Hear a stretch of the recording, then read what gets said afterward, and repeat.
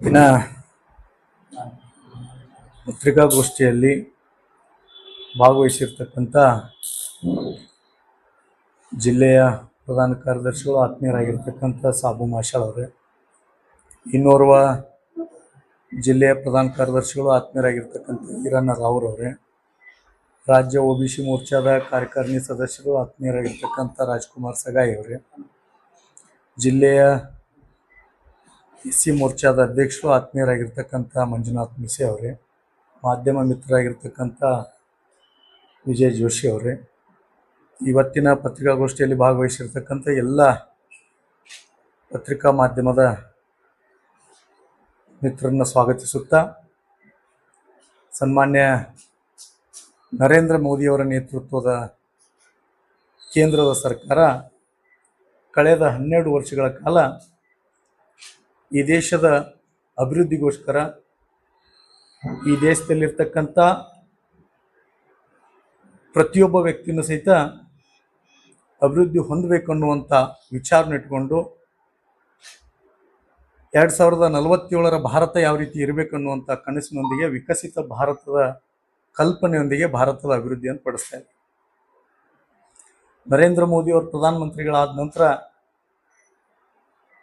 ಈ ದೇಶದಲ್ಲಿ ಏರ್ಪೋರ್ಟ್ ಇರ್ಬೋದು, ಶೈಕ್ಷಣಿಕ ಕ್ಷೇತ್ರವಾಗಿರ್ತಕ್ಕಂಥ IIT ಇರ್ಬೋದು, ರಸ್ತೆ ಅಭಿವೃದ್ಧಿ ಇರ್ಬೋದು, ಮಾರುಕಟ್ಟೆಗಳ ಅಭಿವೃದ್ಧಿ ಇರ್ಬೋದು, ಪ್ರತಿಯೊಂದರಲ್ಲಿ ಸಹಿತ ಆಗಾಗ ನಮ್ಮ ಜಿಲ್ಲೆಯ ಸಂಸದರು ಹೇಳ್ತಾ ಇರ್ತಾರೆ, ರಮೇಶ್ ಜಿಗಜಿಣಗಿ ಸಾಹೇಬ್, ನಮ್ಮ ಜಿಲ್ಲೆಗೂ ಸಹಿತ ಸಾಕಷ್ಟು ಅಭಿವೃದ್ಧಿ ಹಣವನ್ನು ಕೇಂದ್ರದಿಂದ ಇರ್ತಕ್ಕಂಥ ಕೆಲಸ ಆಗಿದೆ.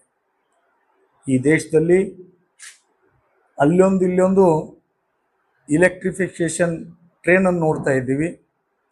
ಇವತ್ತು ಇಡೀ ದೇಶದಲ್ಲಿರ್ತಕ್ಕಂಥ ರೈಲ್ವೆ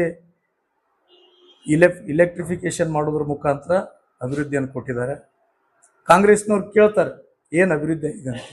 ನಾನು ಕಾಂಗ್ರೆಸ್ನವ್ರಿಗೆ ಈ ಪತ್ರಿಕಾಗೋಷ್ಠಿ ಮುಖಾಂತರ ಹೇಳ್ತೀನಿ, ನರೇಂದ್ರ ಮೋದಿಯವರ ಅಭಿವೃದ್ಧಿ ನೋಡ್ಬೇಕಂದ್ರೆ ಒಂದ್ಸರಿ ರಸ್ತೆಗಳನ್ನು ನೋಡಿ, ಒಂದೇ ಭಾರತ್ ರೈಲನ್ನು ನೋಡ್ರಿ, ಇಲ್ಲಿರ್ತಕ್ಕಂಥ ದೇಶದಲ್ಲಿರ್ತಕ್ಕಂಥ ಪ್ರತಿಯೊಂದು ವಿಮಾನ ನಿಲ್ದಾಣಗಳನ್ನು ನೋಡ್ರಿ. ನರೇಂದ್ರ ಮೋದಿಯವ್ರ ಚಿಂತನೆ ಯಾವ ರೀತಿ ಇದೆ ಅಂದರೆ, ಇಲ್ಲಿರ್ತಕ್ಕಂಥ ರೈತರ ಅಭಿವೃದ್ಧಿ ಹೆಂಗೆ ಹೊಂದಬೇಕು, ಕೈಗಾರಿಕಾ ಉದ್ಯಮ ಹೆಂಗೆ ಅಭಿವೃದ್ಧಿ ಹೊಂದಬೇಕು, ಇಲ್ಲಿರ್ತಕ್ಕಂಥ ಮುಂದಿನ ಭವಿಷ್ಯದ ಯುವ ನೇತೃತ್ವ ಯಾವ ರೀತಿ ಇರಬೇಕು, ಯುವಕರು ಯಾವ ರೀತಿ ಚಿಂತನೆ ಮಾಡಬೇಕು ಅನ್ನುವಂಥ ಕಲ್ಪನೆಯೊಂದಿಗೆ ಭಾರತವನ್ನು ಮುನ್ನಡೆಸ್ತಾ ಇದ್ದಾರೆ.